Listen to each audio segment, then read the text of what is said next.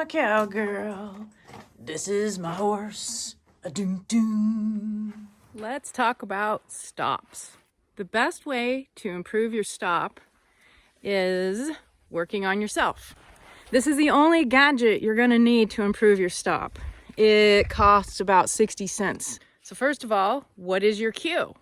I like to train all my horses. The cue is from my core. So I hunch forward and it's the waistband down.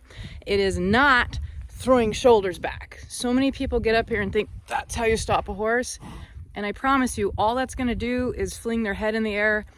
And in a way, if you think about it, when you throw your head back, that's what they're mimicking. So if you get up there and go with your shoulders, they're going to go with their head. And you don't want that. You got to hunch forward, and what I tell everyone it's an ugly slouch. And I'll fix the camera here on the round pen and demonstrate in a little bit.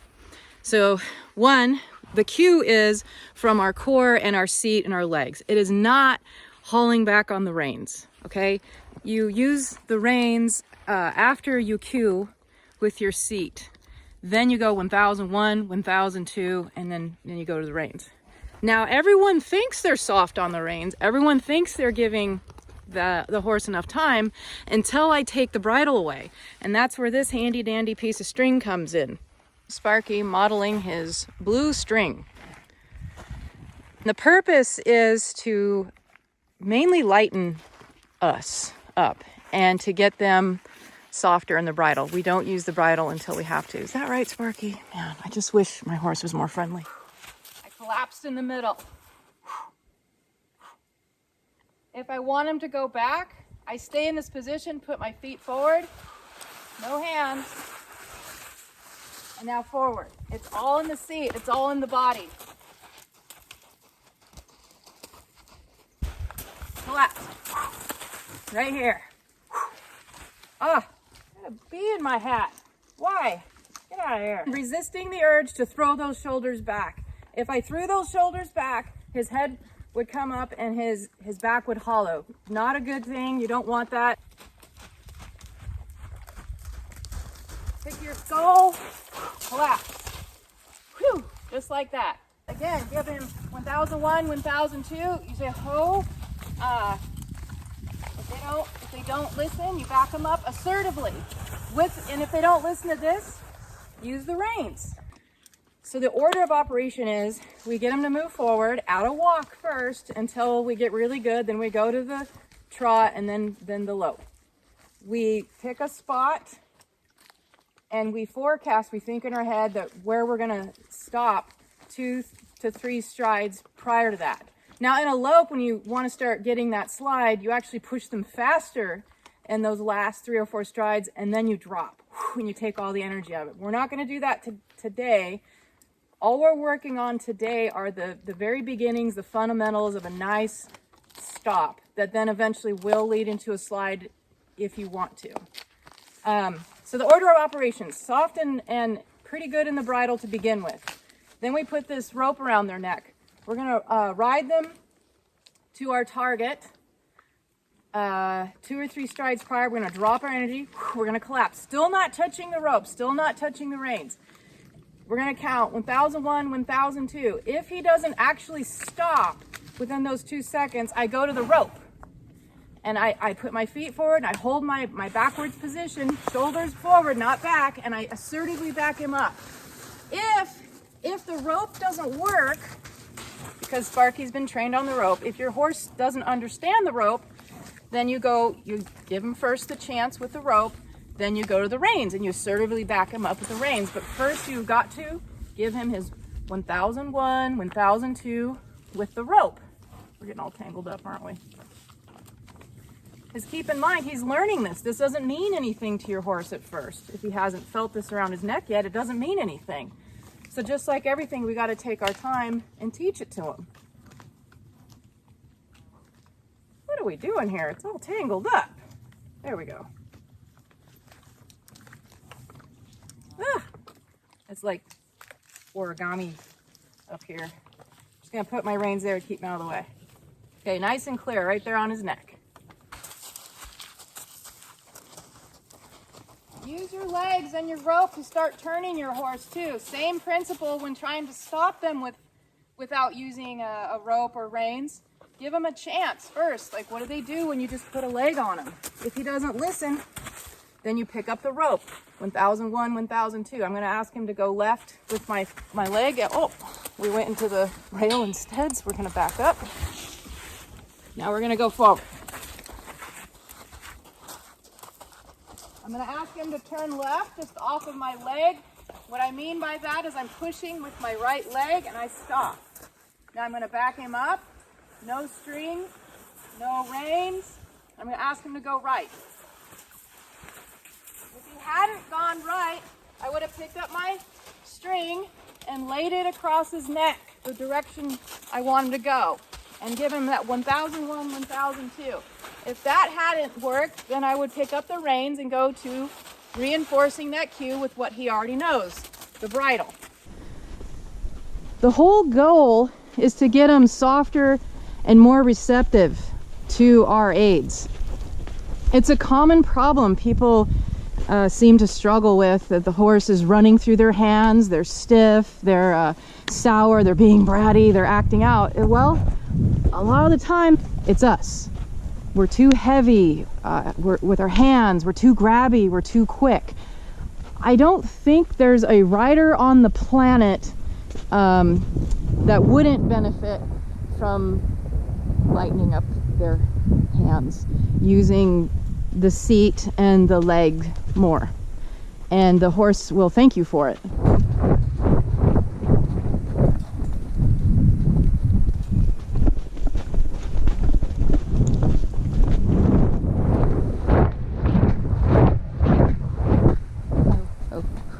Oh, back up. That was a little sluggish, so we're going to try again. Set him up for success. Make sure he's nice and soft. Make sure he's on the correct feed. Okay, I was at a position there. I was bouncing around. I may have been a little stiff in the shoulders. So be fair. Ask yourself, did you do everything you could to set him up before you assertively back him up? But don't be shy to back him up either. Okay, here we go. We're going to lope.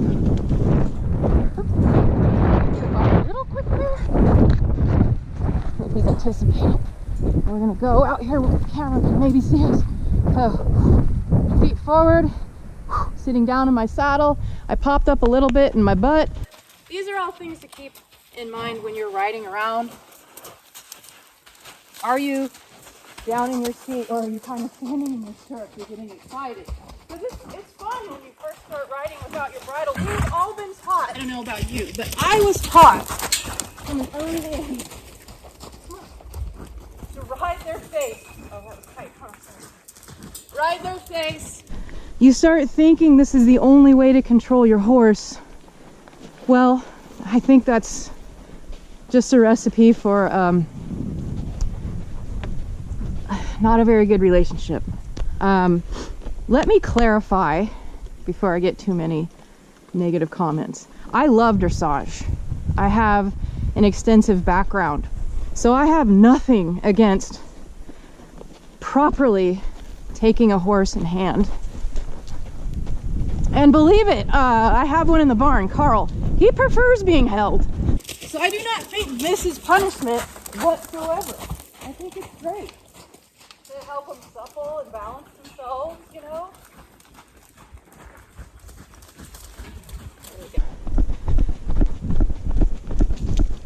There we go. So here we go. Yes, we can ride with contact. What I'm getting at is ultimately self-carriage, their balance, their speed, they gotta check their speed, is in our seat, and it's their responsibility to carry themselves. I hope that makes sense. Come on, Sparky, back up.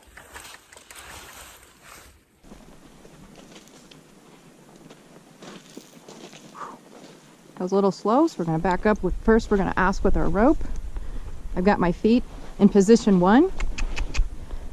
Oh. Position 1 is slightly in front of the cinch. Position 2 is where our legs hang naturally, and position 3 is back further towards the haunch. We'll talk about that position later. Today, position 2, where our legs hang naturally, is moving forward. Position 1, with my shoulders forward, I roll those shoulders forward, I'm braking myself in the middle, and I'm pushing those feet forward. Not obnoxious, like, oh, like, you know, like this or anything.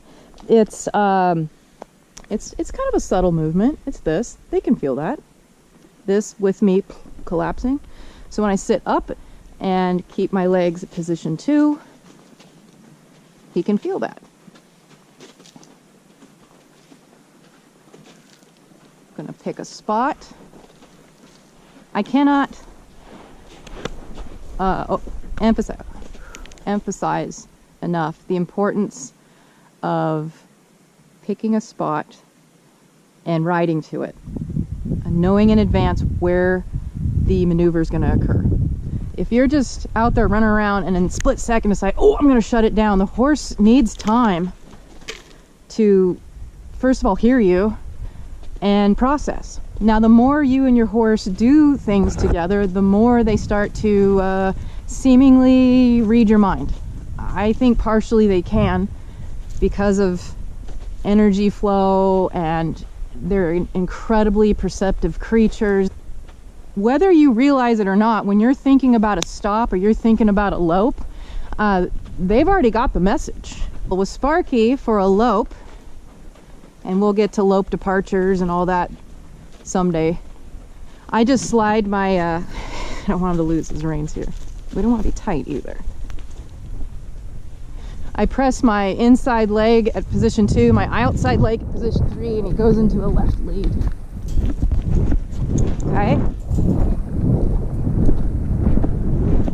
Then I break myself in half, feet forward, ho, and we're stopped.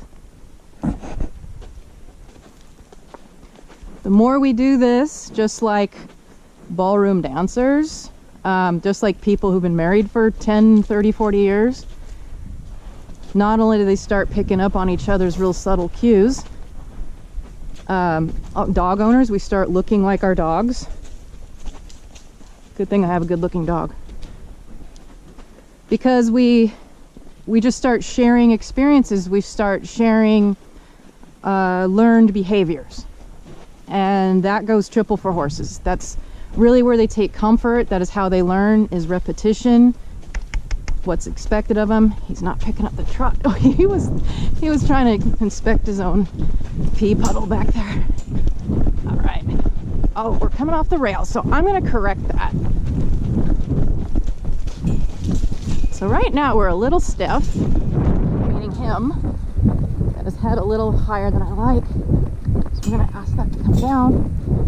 Okay. I'm going to keep him on the rail without smashing my leg. Nope, he dives right here for some reason. So now I know we got a situation I can anticipate from now on. Now, am I gonna babysit him? No, I'm gonna let him get there, but I already know he's gonna dive, so I'm gonna say, hey, stay on the rail. I've got my right leg on him, and I'm gonna go right to that rein until he stops doing it. That's another tendency a lot of us have, is we know right here when Sparky dives to the middle, or we know our horse spooks the log. We're already anticipating, and we're already grabbing the reins and setting up for failure, setting up to carry the horse through it. And that takes a lot of responsibility away from them. Give him a chance. He was already coming off the rail. Give him a chance to do it right. There we go. I didn't ask for the lope, but he was on the rail. Okay, so one thing at a time. So I'm going to ask him to drop it down to a trot. Drop it down to a trot. Now, if a horse keeps insisting on diving or repeating an undesired behavior, break it down. Since trotting around here causes Sparky to kind of drop to the middle, I'm going to take it down to a walk and investigate at a slower pace, like what's going on here. And I'm going to do a self-diagnostic check here. Where are my seat bones? Where are my shoulders? Am I relaxed? Am I doing something? Let's see what's going on. So about right here, but I can't think about it. I gotta visualize and know that he's gonna stay. Now that time he was looking at the gate. He wants out. That could be part of our problem. So we're gonna do a couple laps around at a walk, let him carry himself. I'm not gonna take that responsibility from him. It's like that phrase, helicopter parent, if you guys heard that, probably, or hoovering, you know, where the parent just always hoovering over the child, like, let me take that crayon, or here, let me just do it for you. Johnny's taking too long to tie his shoes, so I'll just get in there and do it for him. Well, that may save on time, and there are plenty of circumstances when, yeah, we need to help Johnny tie his shoes because, you know, we need to get the show on the road, or we need to, you know, get going. But when we have the time, and this is why working with your horse on your own, at home, at your leisure and his, is so crucial, and taking the time it takes. Johnny here doesn't seem to want to finish tying his shoes over here, and I've really tried to think and give him all the answers, and now we're gonna see if Johnny can tie his shoes. But I can't hoover, and I can't take the oops, that was me. Sorry, Sparky. I can't take the opportunity away from Sparky here to fail. And I shouldn't say fail, to make a mistake, because we learn from our mistakes, so do they. So I'm gonna weight my outside stirrup. I'm gonna be a little more careful here what I'm doing with my inside leg. Okay, here we go. That was nice, Sparky. We're making progress. Over here, Sparky. Over here. There we go. So this is more of a challenge for the rider than it is the horse to let go. Just let go. Most beginners and people who have been taught a different way, they balance on the reins. They hold themselves with, and that's just, that right there is not good. We need to be balanced in the saddle. We need to be sitting tall and balanced in the saddle, not on their face, ever. That's not where your balance comes from. It's our line of communication. This is like our little phone line here, but if we're always on it and hurting them with it and yanking on it, the phone line gets shut down. It gets clogged with too many messages, and they start putting us on hold, or they start looking for other phone calls to take, like the herd of deer in the tree, or the cattle dog taking a nap. That suddenly becomes more interesting and more desirable than what we're doing, because we're causing frustration with our constant nagging. So let's take this up to a trot. Careful not to lose our reins here. I'm gonna pick, well, first of all, we're gonna get Sparky to stay on the rail. So I just think it's great. I came out here just to work on stops, and Sparky's showing me all sorts of things we need to work on. And we've got it in our heads that the P spot is where we stop now. I'm gonna set him up with the reins here one time around. We had the camera set right there, and so I need to push him past that. I've stopped him there 4 or 5 times. Yep, good. Now I'm gonna stop him here. Mix things up, mix things up. These guys are creatures of habit. If you got a mule, you're gonna hear exactly when it's 5 o'clock if you always feed them at 5. They're creatures of habit. So if I've stopped at this cone 3 or 4 times, guess what he's gonna do the 5th or 6th time without me even asking? He's gonna stop at that blue cone. When we're first training a horse, a colt or a maneuver, you can use that to your advantage. You can use that natural pattern setting, their natural anticipation to get a really nice stop. If you did that for 20 or 30 times in a row, he's going to start slamming on those brakes real nice at that blue cone. And then you can take it from there and switch it to the red cone. Or we really like our pea puddle, don't we? There we go. There we go. I'm really trying to keep my hands off the reins. This is very difficult for me. Again, Sparky, we're not going to stop at the P. We're going to keep going. Thank you for showing me what I need to work on. And, oh, we came off the rail a little bit, but he did stop, so I'm not going to insist that he put it in reverse. All right, if you can't do something at a walk, do yourself and your horse a favor. Do not try it at a trot.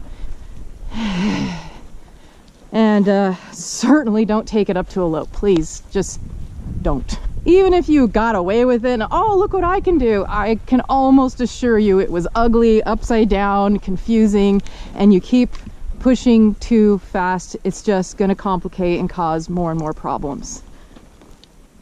Here we go. Ah, that dang bee is back. Ooh, I got him with my finger.